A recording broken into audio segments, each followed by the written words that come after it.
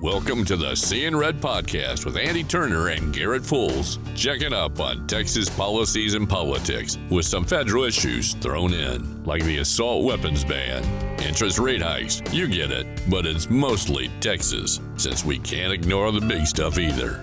And now, here are your hosts, Andi Turner and Garrett Fulce. Hey everybody, welcome back and thank you for listening to Seeing Red. Many apologies that there was not an episode last week. We will explain that in a minute. As always, you can reach out to us on Facebook.com and say, hey, where the heck are you? Facebook.com / the Seeing Red Pod, YouTube.com Seeing Red Pod. You can email us and say, hey, what the heck? At hosts, HOSTS, at seeingredpodcast.com. Twitter, you can always find us at Twitter at the Seeing Red Pod. You know, you guys know that I was on vacation last week, and while you guys were freezing, I was sitting in the warm weather, but I brought the warm weather back for you, but I also brought some kind of bug, so I've been down with that. But in the meantime, Garrett had an unexpected present last week, and so couldn't do the podcast, even with a buddy. Garrett, you want to tell everybody about your unexpected present? Yeah, the Rangers won the World Series, so it's been Yeah, that's not the one I was thinking about. Oh, are you talking about... Oh, you're probably mentioning that. Our son came 6 weeks early. 6 weeks, yeah. An amazing surprise. Mom and I needed to go into the ER on a Thursday, and they decided to keep us there for a few days and run some tests on my wife to make sure everything was okay. Things were good, but not. They wanted to go in there and get him a little early just to make sure everyone was okay.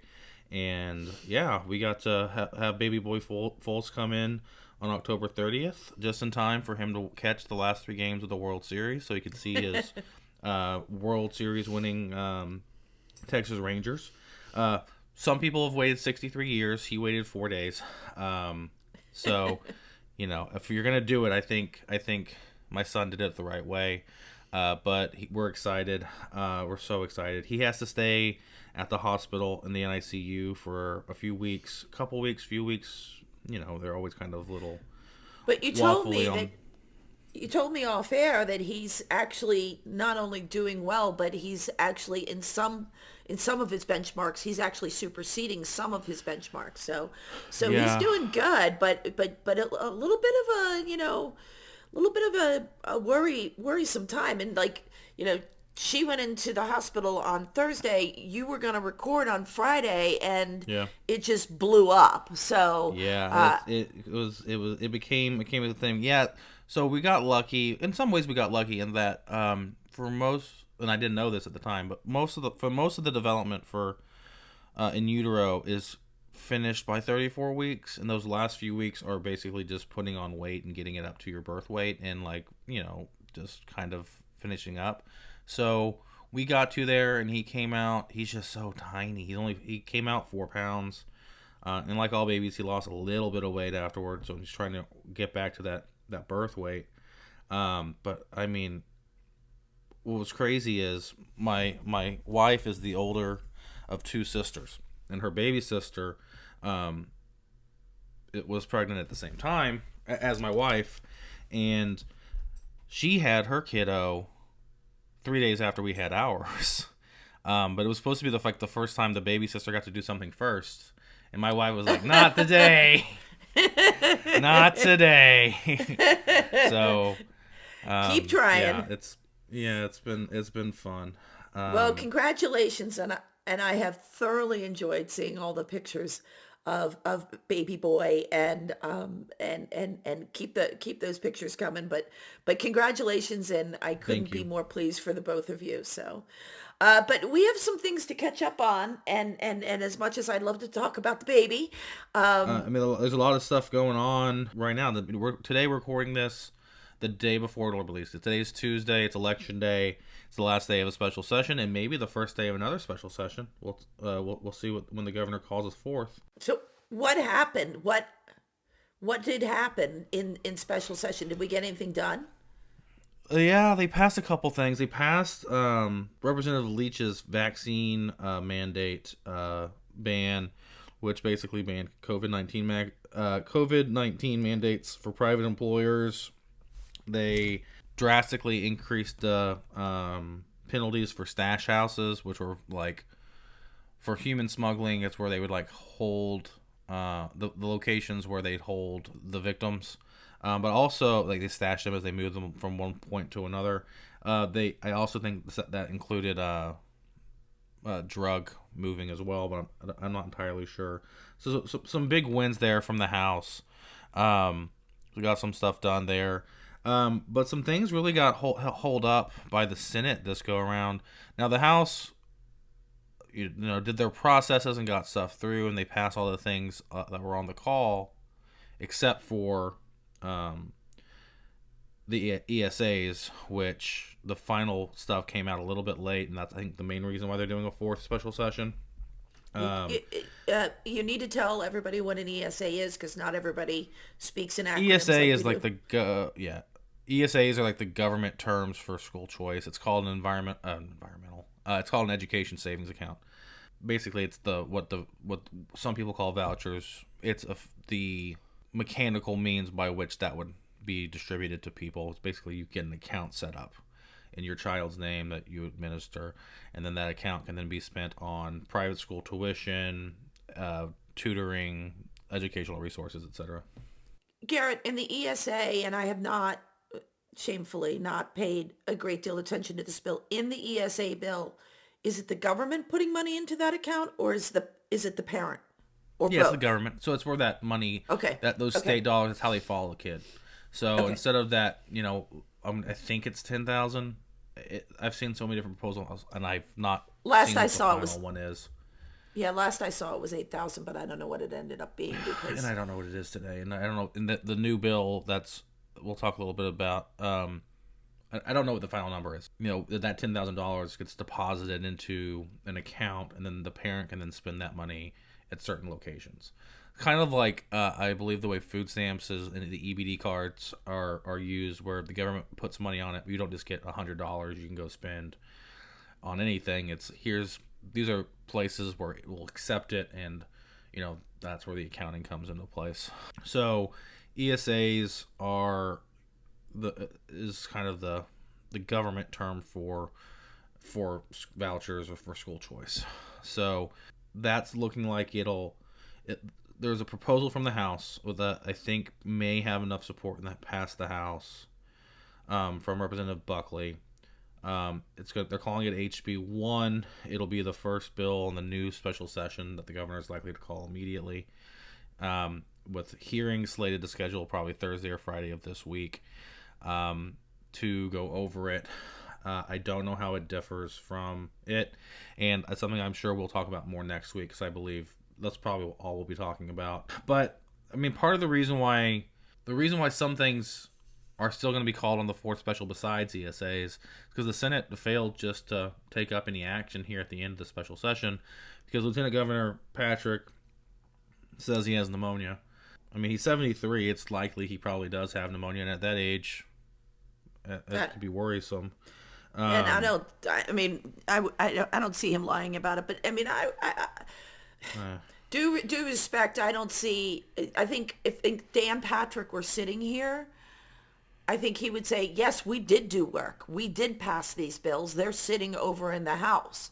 So that Civil War thing continues, and yeah.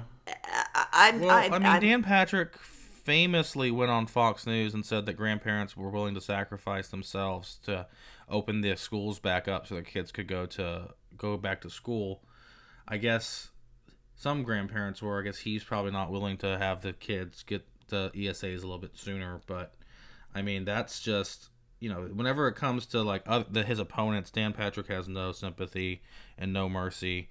But when it comes to himself, he just really hopes that people give him the benefit of the doubt, and I'm not really sure he's earned it at this point. Well, he is Lieutenant Governor. Trying to be fair in my assessments of what's going on, he would and has said, the Senate absolutely did work. And, at the end of session, yeah, he's got pneumonia, God bless him. And I'm not sure what more they can do in terms of getting Senate bills out. But Garrett, the House bills are over in the Senate Yeah. on these issues. The House was over in the Senate. And I mean, Dan Patrick is, not calling his people into the office, blaming the House for not just passing the Senate bills because it's quote unquote easier just to pass that one.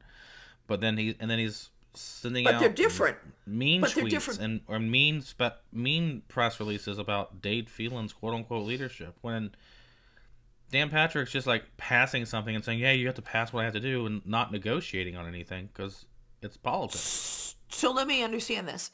So the lieutenant governor has bills in the House, and the speaker has bills in the Senate. The speaker of the House is not out there, putting out press releases saying, well, you have to pass our bill and blah, blah, blah, blah, blah, and whining and crying about it. And that's exactly what Dan Patrick is doing, is saying, no, you just pass our bill because it's easier. But the bills are different. Yeah. And different. so they're different enough where they're exactly, and they're different enough where it's not something where they're not whatever the term is, substantially similar, where they could just be thrown into conference. They have to be revoted on because they're different enough, different captions, whatever parliamentary technicality is different. So the speaker is doing the work of the House, and the Senate president, lieutenant governor, is like, we're done. You need to take what we have. And that's not how government is supposed to work. I mean, these things are supposed to be worked out, and it's civil. It's still the Civil War, right? But yes, good for Dave. It's the Civil War. It's just that they really, really don't like each other. But good for the speaker, because, he's just got his head down and he's just doing his work. And that's what needs to happen. That, to me, is good leadership. So, he's not sitting out there whining and crying and this and that and the other thing. He's working. And that's what he was elected to do. Well, what's interesting is the speaker is elected by the membership of his body. And he has to work within the rules established by that body. And it's his job to find and help navigate the legislation that can pass, which requires facilitating conversations between folks to figure out where there is movement, to hammer out the specifics of legislation. On the flip side, you have the Senate president, which is voted on separately by the voters. It's voted on by us. We select the Senate president, and we also vote in our state senators. But those state senators still dictate, similar to the House, the rules of their body. Well, the state senators can change the rules. They can do whatever rules they want. They can take away as much power from the lieutenant governor as they want to. If they really wanted it's their to, chamber. They take power away. They take power away from the chair and do whatever they wanted to do that. They give that power to the lieutenant governor. It's not constitutionally. A lot of that power is not constitutionally derived. Most of the power of the lieutenant governor is derived by the rules of the Senate. And the senators kind of have allowed the lieutenant governor Austin hocus pocus. Little sleight of hand happening when it comes to just where the blame of anything happens on any of this stuff. The senators have a lot more control in this than Dan Patrick or they would like you to realize. And I think we're basically right now, you keep saying Civil War. The Civil War has been ongoing, but I feel like it's not just a two-faction Civil War. I feel like it's three at the very least. You have the House, you have the Senate, and then you have the scorecard people, the Enterprise Inc., whatever we want to call them. Like you have three separate factions where you have pro House, pro Senate, and then the people who are just want to burn everything down. Well, it's the retribution, right? So, I know what I wanted to tell you. And I forgot to mention this off air for your topics list, but as I was sitting on the beach in warm weather, I was checking Twitter periodically, and unbelievably, did you see that somebody is running against and it's not unbelievable that somebody's running against Jared Patterson, but they seem to be trying to run to the right of Representative Patterson. And I'm sorry, I don't know. He literally was voted like the most conservative member, blah, blah, blah. And I don't know how you run to the right of somebody as conservative as he is. Like, I don't even know what you call that. Like, what's further right than right? He's a good friend. And when I saw that, I was like, if you need me, Well, I will come. Well, one of the things that popped up too for a little while, I saw reporting on this from Patrick Svitek with the Tribune, was that Defendex Liberty had published their hit list, and it included like Dade Phelan, of course, but also like Andrew Murr, who was the lead investigator from the House Investigating Committee on Ken Paxton. It also had folks like Representative Jeton and Stuckey. Are you kidding? And, Are you kidding me? there were like 6, but then they quickly took off all those hits, and they just have Phelan on there now. But it's interesting because Defendex Liberty is still roiling from the scandal where their president met with Nick Fuentes for 6 hours, 6 to 7 hours, depending on how you want to count it. And there's still a lot of blowback from this. I mean, Dan Patrick said he's going to invest another $3 million from his campaign in Israeli bonds. I guess really try and purge the DTL from his mentions. But it's like you mentioned in one of our episodes, that money's sticky. The money sticks to you, and that association sticks to you because anti-Semitism, bigotry, Nazism is so toxic an ideology that any association with it can just generally ruin your should ruin your political career. I mean, honest to God, if I were on first of all, what are they doing? What is DTL doing publishing a hit list? For God's sakes, go and do something that cleans up your image from being a freaking bigot.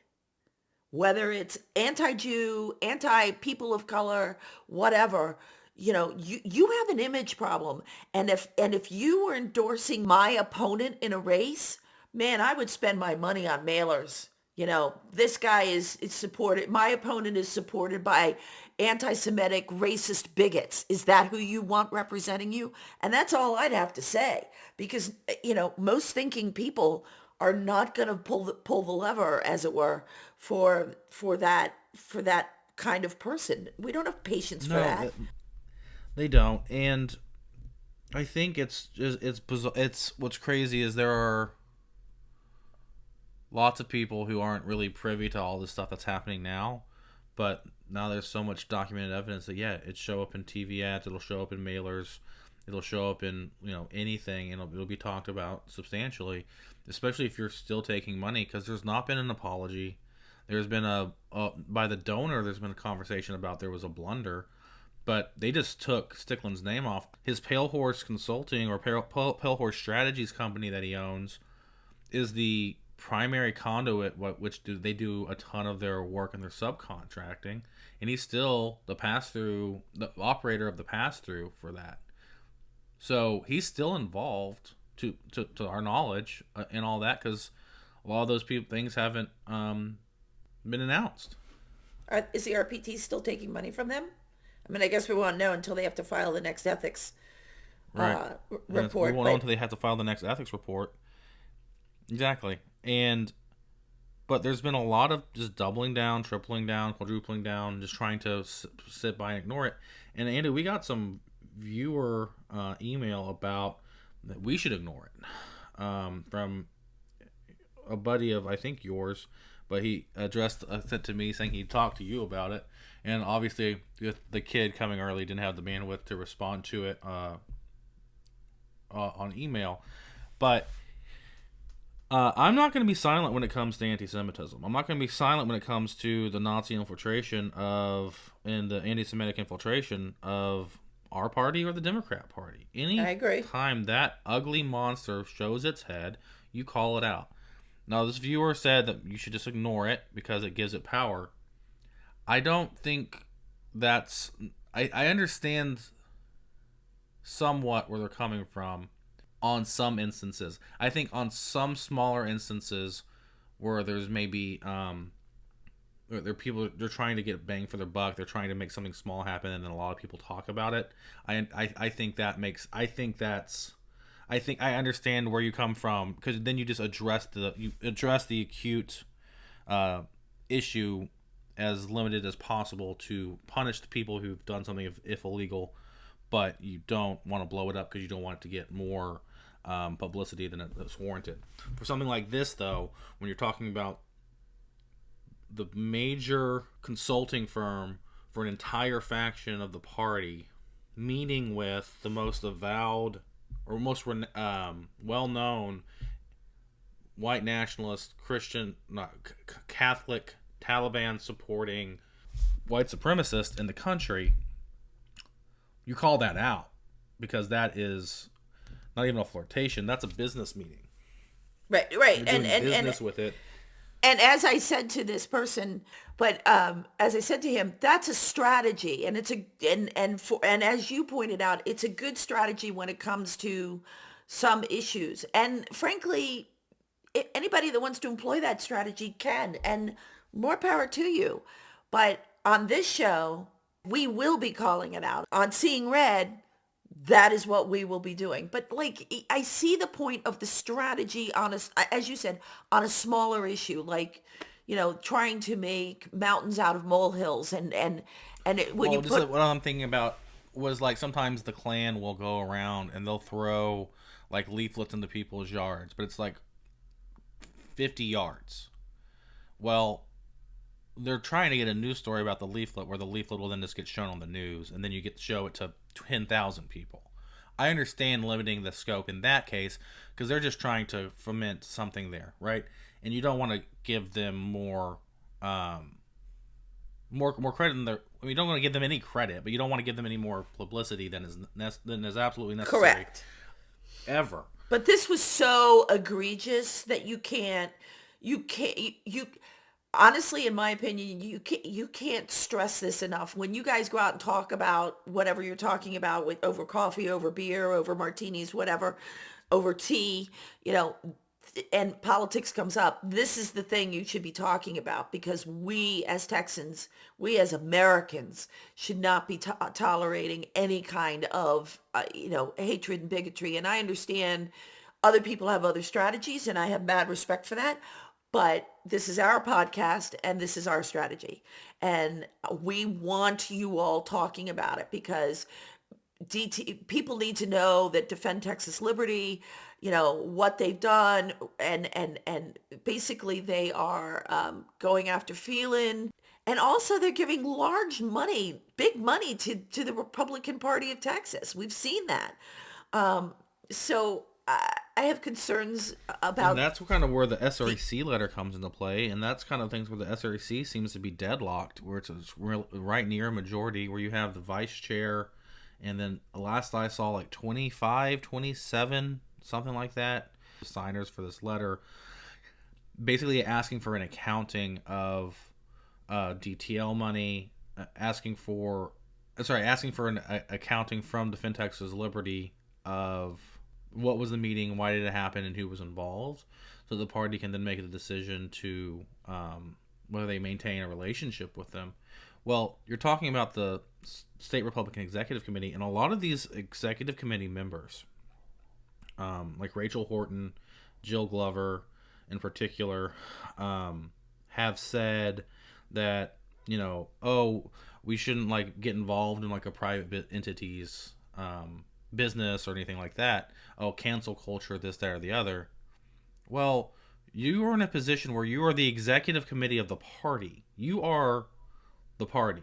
The chairman is supposed to be doing what you tell him to do. The staff report to you. You are the overseers, and you are elected by your constituents to oversee who you take money from, who you allow the party to work with, who you allow the party to affiliate with in the case of this new Texas Young, I don't remember what they're called, the fake Young Republicans, where apparently there was a lawsuit, and they got a TRO against certain usage of the words "young Republicans" by this group. And that case will be hammered out a little bit later too. So we'll keep you updated with how that goes. But you have this fake YR group that's been. One of the people just tweeted out, "quote unquote," "I am a Semite. I am an anti-Semite." Like, wait, who did that? One of the people associated with the fake young Republicans. Other people would God. like Oh my God. stuff about white genocide and things like that. So you have this group that you're affiliating with. You're the executive committee. You literally voted to affiliate with this group. Why were you associating the Republican Party of Texas name and brand with people who tweet out, "quote unquote," "I am an anti-Semite"? And then why are you also taking money from or giving money to DTL or Pale Horse Strategies when Jonathan Stickland and his employees were meeting with Nick Fuentes for reasons they won't disclose? Right. I mean, if it was all above board, where's the meeting minutes? Like, so that tells me that it really was strategy. Like, because you would never disclose strategy. Even, the what I've heard is, strategy is kind of like one of the inferences. The other inference is that maybe they were trying to get Fuentes as a client. Oh, you got to be kidding! I mean, that's the only other reason you'd have a 6-hour meeting. That's not disclose the minutes. Yeah. I mean, those are that's another valid reason somebody brought up. I was like, it might not just be strategy. They might have been doing this. Like, that's valid. That's another reason. And I'm happy to hear other reasons why you'd meet for somebody for 6 hours. Disgusting. That is absolutely disgusting. And I'm sorry, but where is Chairman Reynaldi on returning the money from DTL? I can't imagine he would. He's trying to avoid talking. He can't. Yeah. He's desperate to return, except that, as we talked about 2 weeks ago, except that, he's on mailers attacking Phelan, which to me is just, as the chairman of the party, stay out of the primaries. Just be quiet. And what you do quietly as chairman behind closed doors, strategically is one thing, but you cannot speak for me in the primary. Can't speak for you either, because you are supposed to represent all the Republicans, the moderates, the conservatives, all of us. Well, the RPT bylaws seem to say that party resources can't go towards an intra-party conflict. So that's interesting.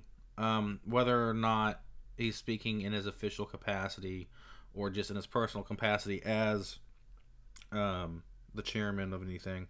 But it does raise the question, when you're an administrator of an election, whether or not you should be, whether it's right to. Dave Covey, who's I'm not sure if he resigned to run or not. He was county chair of a county, and he's running against Phelan in his state rep race. Had this long screed on Twitter or X this past weeks talking about how when he was a county chair, he thought it was right that county chairs shouldn't endorse, but now that he's running, he thinks they should if it's like super important or whatever, because who better to like dictate like what the values of the Republican Party are than the elected chair, and like making sure that people know who the right person is. I think it's interesting that he was willing to flip on that issue so quickly whenever it benefits him personally. I think it's interesting that's the kind of character that he seems to have, instead of sticking to his guns on something. Here's I went and looked up the mailer, and the mailer says the Republican, I'm sorry, for those of you who don't know what I'm looking at, there was a mailer into Beaumont, and the mailer says the Republican Party of Texas and Chairman Matt Reynaldi. And then Matt Reynaldi gives a quote that's very anti-Phelan, and it's like, no, you don't, You don't get to do that. You represent all of us. The reason why you're seeing all these censure votes of different folks is because they pass these resolutions at the state convention, where if a person has been censured and then it's been upheld by, I think, the SREC, then that person, the parties don't have to like give them any support, and they can they don't count them as whatever else. So it's their Not giving them support is different than campaigning against them. Sure, but there's also been other attempts basically they've been trying to weaponize the party, because the party is the one institution that the enterprise has a majority on. They've taken over a majority of different positions within the Republican Party of Texas. The institution itself, not within the membership. And they're trying to weaponize the power of the party and to control the elected members of the party via these censures or whatever.